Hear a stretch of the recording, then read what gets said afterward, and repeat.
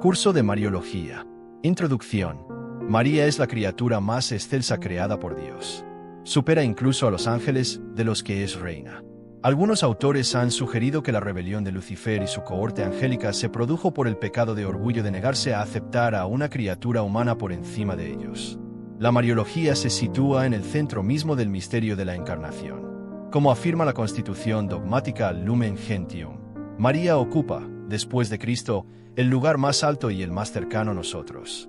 Hablar de María es hablar de la capacidad de la criatura humana para acoger la divinidad, capax Dei, y cooperar libremente en la economía de la salvación. Este curso se propone explorar exhaustivamente la figura de la Virgen María, sus prefiguraciones en la antigua alianza, su vida, el Apocalipsis y su glorificación escatológica, analizándolo todo, así como sus privilegios dogmáticos y sus manifestaciones históricas y mensajes a la humanidad. El abordaje metodológico integrará la vía de la verdad, dogma, y la vía de la historia, fuentes canónicas, apariciones y revelaciones privadas, articulando una visión orgánica que responda a los desafíos contemporáneos de la fe. Empezaremos el presente curso con una exposición inicial mariológica en esta primera entrega, para, posteriormente, ampliar conceptos. Tema primero: prefiguración y tipología en el Antiguo Testamento. La teología patrística y medieval se rigió por el axioma de San Agustín: Novum invetere latet, vetus in novo patet. El Nuevo Testamento está latente en el Antiguo, y el Antiguo se hace patente en el Nuevo. Bajo esta luz, la figura de María no emerge abruptamente en los Evangelios, sino que es preparada pedagógicamente por la providencia divina a través de tipos. La tipología mariana más primitiva, desarrollada por San Justino Mártir y San Ireneo de Lyon en el siglo II, establece un paralelismo antitético entre Eva y María. Esta doctrina de la recapitulación, anaquepalaiosis, sostiene que la obra de la redención debía seguir el mismo proceso que la caída, pero en sentido inverso. San Ireneo escribe: el nudo de la desobediencia de Eva fue desatado por la obediencia de María.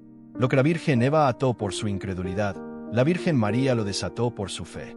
Mientras Eva, siendo virgen y desobediente, cooperó con Adán para traer la muerte, María, virgen y obediente, cooperó con el nuevo Adán, Cristo, para generar la vida. Veamos, pues, cuáles son dichos tipos de María en el Antiguo Testamento. 1. El protoevangelio. Génesis 3 y 15. En el oráculo divino contra la serpiente se promete una mujer cuya descendencia, linaje, aplastará la cabeza del enemigo. La tradición identifica a esta mujer no solo con Eva, sino escatológicamente con María. La enemistad absoluta entre la mujer y la serpiente presupone una victoria total sobre el pecado, fundamento bíblico de la Inmaculada Concepción. 2. El Arca de la Nueva Alianza. En el Israel antiguo, el Arca de la Alianza era el signo visible de la Shekinah, presencia de Dios. La tipología mariana identifica a María como el arca viviente, basándose en paralelos lucanos asombrosos entre Lucas 1, frente a 2 Samuel 6. El contenido sagrado. El Arca del Antiguo Testamento contenía las tablas de la ley, palabra de Dios en piedra, el maná, pan del desierto, y la vara de Aarón, sacerdocio levítico. María, en su seno virginal, portó al Verbo hecho carne, nueva ley, al pan de vida eucarístico y al sumo sacerdote eterno. La reacción ante la presencia. David danzó ante el arca con júbilo. Juan el Bautista saltó de gozo en el vientre de Isabel ante la llegada de María. David preguntó: ¿cómo es que el arca del Señor viene a mí? Isabel exclamó: ¿de dónde a mí que la madre de mi Señor venga a mí? 3. Figuras sapienciales y patriarcales. La riqueza tipológica se extiende a otras figuras que iluminan aspectos parciales del misterio mariano. La escalera de Jacob. Génesis 28. En la visión de Jacob, una escalera unía la tierra y el cielo. La tradición bizantina y los himnos acatistos veneran a María como la escalera celeste por la que descendió Dios y el puente que traslada a los de la tierra al cielo. Ella es el espacio sagrado de mediación ontológica donde lo divino y lo humano se tocan sin confundirse. La zarza ardiente. Éxodo 3. Moisés contempló la zarza que ardía sin consumirse. Este fenómeno prefigura la maternidad virginal. María contuvo el fuego devorador de la divinidad en su seno sin que su integridad física fuera consumida ni su virginidad violada. Es el misterio de la trascendencia inmanente. El Arca de Noé, interpretada por autores como San Alfonso María de Ligorio, representa el refugio seguro frente al diluvio del pecado. María, preservada del naufragio universal del pecado original, es más espaciosa que el arca, pues acogió al Creador del universo y ofrece refugio a los pecadores.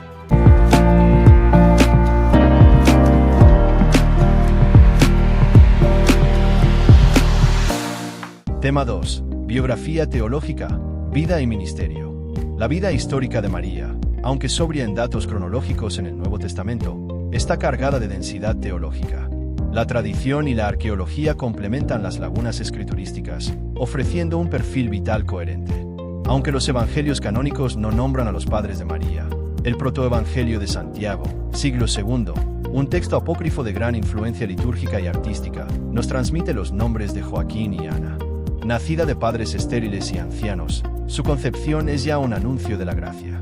La tradición oriental celebra la concepción de Santa Ana, subrayando la intervención divina. La tradición narra que María fue consagrada al servicio del templo desde los 3 años, alimentada por ángeles. Teológicamente, esto expresa su segregación total para Dios, K2, preparándola como vaso puro para la encarnación. Luego, María aparece en los momentos estructurales del ministerio de Cristo, marcando el tiempo de la salvación. Veámoslo. En las bodas de Caná, María nota la carencia antes que los novios. No tienen vino, mostrando su solicitud providente. Luego, aunque Jesús afirma que aún no ha llegado mi hora, la intercesión de María precipita el primer signo, milagro, inaugurando el ministerio mesiánico. Esto nos muestra claramente que la intercesión mariana tiene poder en el orden de la dispensación de gracias. Por último dice, haced lo que Él os diga.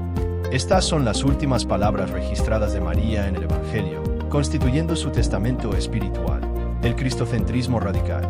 En otro lugar, vemos que cuando una mujer alaba el vientre que llevó a Jesús, Él responde, dichosos más bien los que escuchan la palabra de Dios y la cumplen. Lucas 11 y 28. No es un rechazo, es la máxima alabanza. María es bienaventurada no solo por la maternidad biológica, sino primariamente por la concepción espiritual del Verbo mediante la fe. Prius concepit mente uam ventre. Más tarde, en el Calvario, la maternidad de María adquiere dimensiones universales. Jesús la llama nuevamente mujer, conectando el Gólgota con Caná y el Génesis. Ella es la mujer que sufre los dolores de parto escatológicos para dar a luz a la Iglesia. Y al decir, refiriéndose al discípulo, ahí tienes a tu hijo, y decir al discípulo, ahí tienes a tu madre, Jesús realiza un acto jurídico y sacramental de adopción. El discípulo representa a todos los creyentes. Desde ese momento, aquella hora, el discípulo la acogió en su intimidad, eista idia, indicando que acoger a María es constitutivo de la vida cristiana. Tras la ascensión, María no se retira. Hechos 1 y 14 la ubica en el cenáculo, perseverando unánime en la oración con los apóstoles.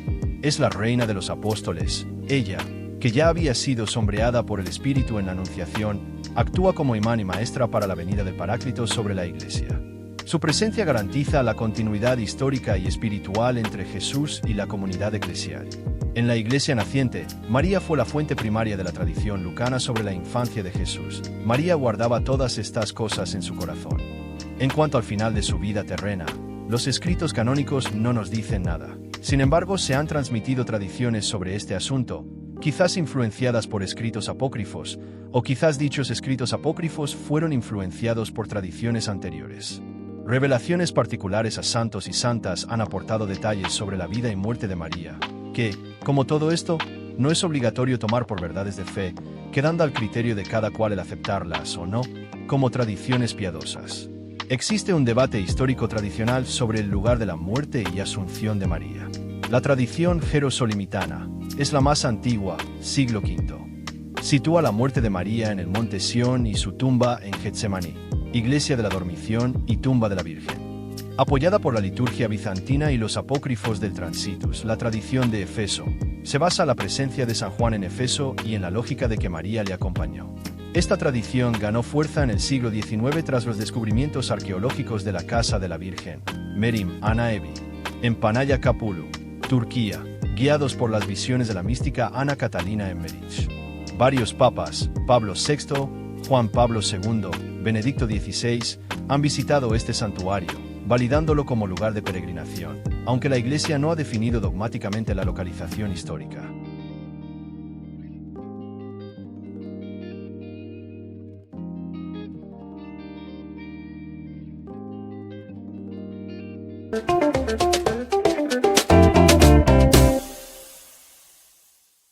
Tema 3. La venida de la Virgen al Pilar. La tradición del Pilar de Zaragoza es única en la Mariología, pues a diferencia de otras apariciones, sostiene que María vino a Zaragoza en vida. en el año 40 después de Cristo, por medio de un fenómeno de bilocación o traslado milagroso. El apóstol Santiago, desalentado, fue confortado por María, quien le animó en su misión y le entregó una columna de jaspe como signo de presencia y fortaleza, prometiendo la perpetuidad de la fe en ese lugar. La Basílica del Pilar se erige alrededor de esta columna. La Santa Capilla, obra de Ventura Rodríguez, fue diseñada sin mover jamás la columna ni la imagen de su emplazamiento original, lo que convierte este lugar en el primer templo mariano por origen apostólico. La intercesión del Pilar fue confirmada por el milagro de Calanda, 1640, en el que Miguel Juan Pellicer recuperó su pierna amputada, hecho certificado civil y canónicamente, y considerado inexplicable por causas naturales.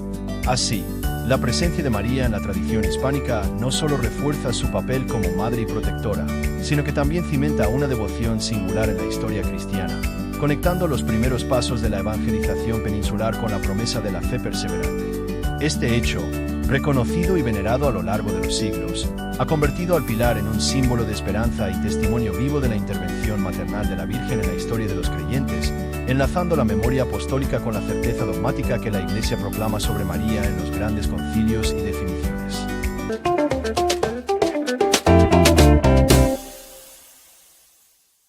Tema 4. Los 4 dogmas marianos definidos. La Iglesia ha definido infaliblemente 4 dogmas marianos, todos ellos con un marcado carácter cristocéntrico, pues protegen la verdad sobre Jesucristo. Primero, maternidad divina, Theotokos. Definido en el Concilio de Éfeso, 431, combate el nestorianismo, que separaba la humanidad y la divinidad de Cristo. María es madre de la persona de Jesús, que es el Verbo, por tanto madre de Dios y garantía de la unión hipostática. Segundo, virginidad perpetua, ai partenos. Definido en el Concilio de Letrán, 649. Abarca 3 dimensiones: antepartum, concepción virginal; impartum, nacimiento milagroso sin lesión; y postpartum, ausencia de otros hijos, interpretando hermanos como parientes. Tercero, Inmaculada Concepción. Proclamado por Pío IX en la Bula Ineffabilis Deus, 1854, afirma que María fue preservada del pecado original desde el primer instante de su concepción, en atención a los méritos de Cristo. Es una redención preservativa, no liberativa. Cuarto, Asunción a los cielos. Definido por Pío XII en la Constitución Munificentissimus Deus, 1950, proclama que María fue asunta en cuerpo y alma al cielo al final de su vida terrena. El dogma no define si murió, dejando libertad teológica. La tradición oriental habla de la dormición, resaltando la semejanza con su Hijo y su destino escatológico como esperanza para la Iglesia. Estos 4 dogmas, que consolidan el papel único de María dentro del misterio de Cristo y de la Iglesia, no solo subrayan su relación íntima con la persona de Jesús, sino que también fundamentan la devoción y la espiritualidad marianas en la tradición católica.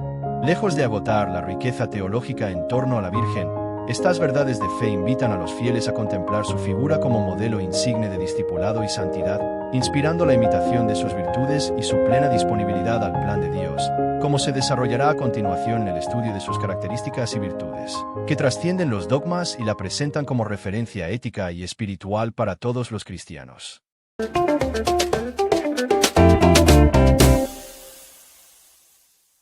Tema 5. Características y virtudes marianas. Más allá de los dogmas, María es modelo ético y espiritual. San Luis María Grignion de Montfort sistematizó las 10 virtudes evangélicas que describen su personalidad interior. Primera, humildad profunda, raíz de su santidad. Se reconoce esclava a pesar de ser madre de Dios. Segunda, fe viva, fe que no vacila, ni siquiera en la oscuridad del Viernes Santo, ejemplo para el creyente en la prueba. Tercera, obediencia ciega, pronta y sin reservas, tanto a la ley como a los designios de Dios.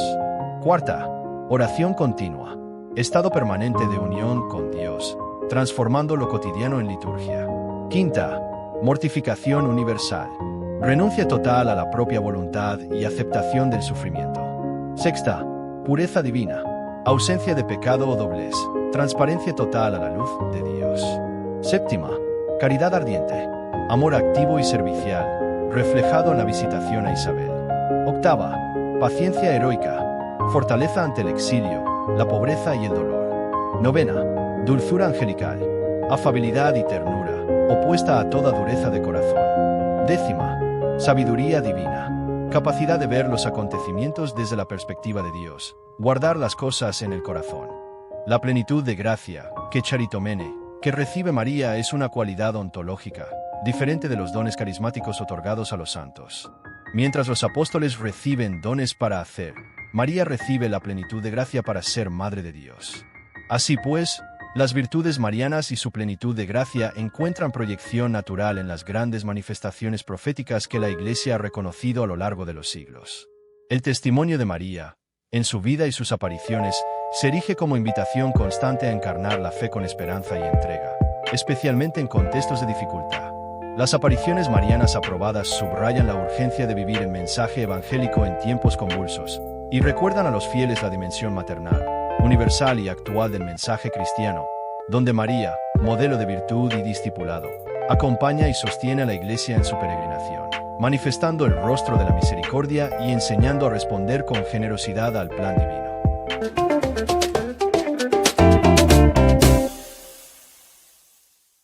Tema 6. Mariología profética. Las grandes apariciones. Las apariciones marianas aprobadas constituyen una profecía para nuestro tiempo. No añaden nada al depósito de la fe, pero subrayan la urgencia de vivirla en contextos críticos. Primera, Guadalupe, 1531. María se aparece como mestiza ante Juan Diego y utiliza el simbolismo azteca para comunicar el Evangelio, restaurando la dignidad de los oprimidos y presentando la civilización del amor a través de la ternura maternal. Segunda, Lourdes, 1858. 4 años después del dogma de la Inmaculada Concepción, la Virgen se presenta a Bernadette como la Inmaculada Concepción, confirmando así desde el cielo la teología de la tierra. Tercera, Fátima, 1917. En el contexto de la Primera Guerra Mundial y la Revolución Rusa, María advierte sobre las consecuencias del pecado y llama a la penitencia, al rezo del rosario y a la devoción a su Inmaculado Corazón. El tercer secreto y el milagro del sol subrayan la intervención divina en la historia contemporánea. En este marco, las grandes apariciones marianas reconocidas por la Iglesia actúan como señales providenciales que, lejos de alterar el núcleo de la revelación, invitan a los creyentes a renovar la vivencia del Evangelio en medio de adversidades y crisis. Así, la presencia materna de María se convierte en un faro que orienta la fe hacia la esperanza y la entrega, reafirmando la dimensión universal de su mensaje. Su testimonio, tanto en la vida como en las manifestaciones proféticas, interpela a la comunidad cristiana a encarnar las virtudes marianas en el día a día, especialmente cuando la incertidumbre y el dolor amenazan con apagar la confianza. De este modo, el recorrido por las grandes apariciones permite contemplar a María como modelo de virtud y discipulado, cuya cercanía sostiene y guía a la Iglesia, mostrando el rostro misericordioso de Dios y recordando la actualidad y urgencia de responder generosamente al plan divino. Conclusiones generales. El recorrido por la vida, dogmas y manifestaciones de la Virgen María revela la coherencia del plan divino. Dios eleva a las criaturas a cooperadores libres y conscientes, no como simples instrumentos. Así, la Mariología se resume en 3 claves. Primera, centralidad cristológica. Toda Mariología auténtica es cristología aplicada. Los dogmas marianos protegen la verdad sobre la divinidad y humanidad de Cristo. 2. Maternidad universal. Desde el mujer del Génesis hasta el Apocalipsis, María ejerce una maternidad que trasciende lo biológico para abrazar lo eclesial. Tercera, actualidad del mensaje. En un mundo de ruptura y desesperanza, María permanece como signo seguro de esperanza y consuelo, no como diosa paralela, sino como obra maestra de la gracia, la hija de Sión que enseña a decir sí a Dios. A la luz de estas claves, resulta evidente que la figura de María no solo resplandece como paradigma de obediencia y fe inquebrantable, sino que también se convierte en un punto de referencia para la espiritualidad cristiana contemporánea. La profundidad de su testimonio, presente tanto en la historia de la salvación como en las manifestaciones reconocidas por la Iglesia, impulsa a los creyentes a asumir con valentía el compromiso de vivir el Evangelio en medio de las dificultades. Así, María sigue acompañando a la Iglesia y a cada uno de sus hijos, inspirando caminos de conversión, esperanza y misión, y recordando que la respuesta generosa al amor de Dios es posible cuando se acoge su ejemplo con humildad y confianza.